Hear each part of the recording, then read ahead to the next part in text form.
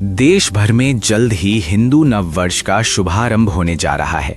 इस बार 19 मार्च से नया संवत्सर शुरू होगा और इसी दिन से चैत्र नवरात्र का पावन पर्व भी प्रारंभ होगा।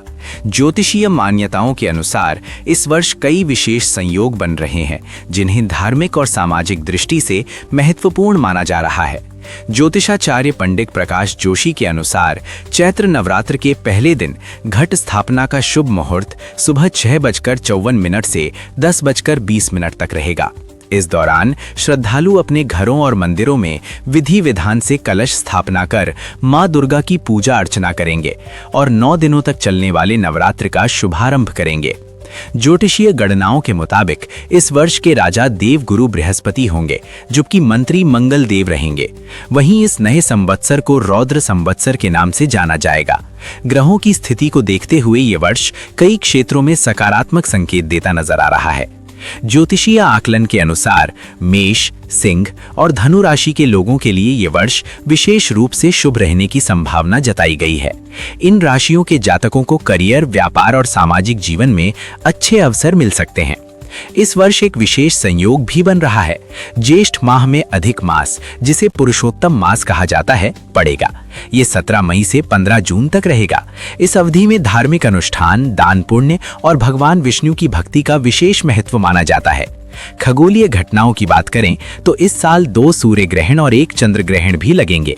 हालांकि इनमें से कोई भी ग्रहण भारत में दिखाई नहीं देगा, इसलिए सूतक काल मान्य नहीं होगा और सामान्य धार्मिक गतिविधियां प्रभावित नहीं होंगी।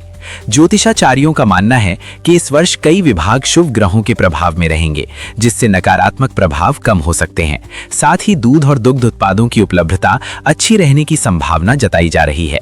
धार्मिक गतिविधियों में लोगों की भागीदारी बढ़ेगी और व्यापार में भी नए अवसर खुलने के संकेत मिल रहे हैं। मैं ज्योतिषाचार्य पंडित प्रकाश जोशी।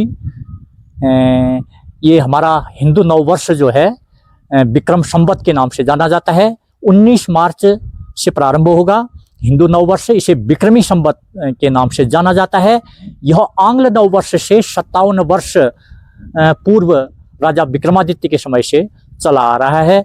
इसे हमें पूरे हिंदुस्तान को जो है हर्षोल्लास के साथ मनाना चाहिए। जिस प्रकार हम अंग्रेजी नववर्ष मनाते हैं, उससे बेहतर तरीके से इस वर्ष को मनाना चाहिए, हिंदू नववर्ष को। और इसमें जो है इसके महीनों के नाम सभी आधारित हैं। कोई जनवरी, फरवरी अंग्रेजी महीनों के हिसाब से नहीं है। ग्रह नक्षत्रों के आधार पर हमारे जो है हिंदू नववर्ष के महीनों के नाम पड़े हुए हैं। जैसे चैत्र, चित्रा नक्षत्र से चैत्र का महीना, विशाखा नामक नक्षत्र से बैसाख, ज्येष्ठा नामक नक्षत्र से ज्येष्ठ, पूर्वा आषाढ़ा नामक नक्षत्र से आषाढ़, श्रवण नामक नक्षत्र से श्रावण, पूर्वा भाद्रपद नामक नक्षत्र से भाद्रपद, अश्विनी पहला नक्षत्र जो है अश्विनी, उसके हिसाब से आश्विन मास पड़ा है। कृतिका नक्षत्र के हिसाब से कार्तिक, मृगशिरा नामक नक्षत्र के हिसाब से मार्गशीर्ष, पुष्य नक्षत्र जिसे नक्षत्रों का राजा माना जाता है, पुष्य नक्षत्र के आधार पर पौष का महीना, मघा नामक नक्षत्र के आधार पर माघ और पूर्वा फाल्गुनी नामक नक्षत्र के आधार पर फाल्गुन मास। इस तरह से बड़ी गणना करके उस वर्ष के उस हर मास के जो है पूर्णिमा युक्त, जो नक्षत्र से युक्त पूर्णिमा होगी, उसी हिसाब से उस महीने का नामकरण किया गया है। और सबसे महत्वपूर्ण है हमारा हिंदू नववर्ष। इसमें प्रथम दिन से ही 9 देवियों की पूजा प्रारंभ हो जाती है। पहले दिन माता शैलपुत्री की पूजा, क्योंकि दुर्गा सप्तशती में कहा गया है प्रथमम शैलपुत्री च, द्वितीयम ब्रह्मचारिणी, तृतीयम चंद्रघंटेति, कूष्मांडले चतुर्थकम, पंचमम सकंदमातेति, षष्ठम कात्यायनी तीज, सप्तमम कालरात्रि च महागौरी चाष्टतम, नवमम सिद्धिदात्री च नवदुर्गा प्रतिष्ठिता। ऐसा लिखा गया है। 9 देवियों की पूजा होती है। और जो ये वर्तमान संवत्सर है, ये रौद्र नामक संवत्सर होगा 2083। इसमें प्रकृति रौद्र रूप धारण करेगी। कई प्राकृतिक आपदाएं, आंधी तूफान आदि होने की संभावना इसमें ज्यादा है। और इसके अतिरिक्त इस बार के राजा जो हैं गुरु हैं और मंत्री जो हैं मंगल देव हैं। इस बार जो माता रानी पहले दिन जो जिस सवारी से आएगी वो होगी पालकी। इस बार पालकी में सवार होके माता रानी आएगी। पालकी में सवार होना कुछ शुभ नहीं माना जाता है। अलग अलग सवारियों के हिसाब से उसका विश्लेषण किया जाता है।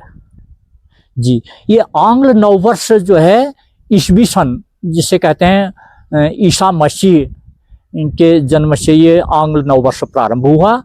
इससे 57 वर्ष बड़ा है हमारा हिंदू नववर्ष। राजा विक्रमादित्य उज्जैन के सम्राट महाराज विक्रमादित्य के नाम से विक्रम संवत के नाम से जाना जाता है। विक्रमादित्य ने जो भारत पर शकों के अत्याचारों से मुक्त किया था हमारे देश भारत को, तो उनके नाम से ये न्यायप्रिय सम्राट भी कहे जाते हैं राजा विक्रमादित्य, तो उनके नाम से यह विक्रम संवत पड़ा हुआ।